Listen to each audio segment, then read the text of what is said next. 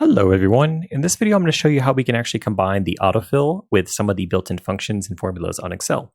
So in the previous videos, we were covering this AutoSum tool, which is really cool. So what it does, we have a shortcut that we can use to be able to add up different cells in our workbook. So I'll show you guys if you missed the previous videos. Let's come over here. Let's say we want to add up the values for B4 through B7. Just go ahead and click into the cell, hold Alt on our keyboard, press equals, and you can see it went ahead and applied the range that we're looking for. Perfect. And we could also use our relative referencing. So if we go ahead and drag this over, if you missed what I did, just wait till it changes from the white plus symbol, come over to the corner, change to a black plus symbol, drag it over.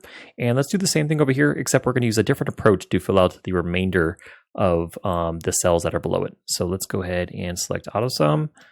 That looks good. And let's actually get rid of these errors because it loves to throw errors because we're not adding in the date.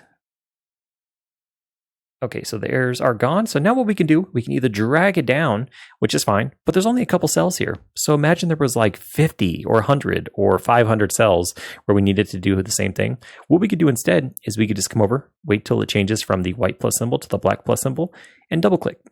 And you can see once we do that, it went ahead and applied it to the cells that were below it. It stopped here because the cells that it was going to reference over here, there's actually a formula that's already in place. So it didn't do it automatically. But what we can do is we can just come over here, wait till it changes to a black plus symbol, just drag it down, and we're able to apply it that way.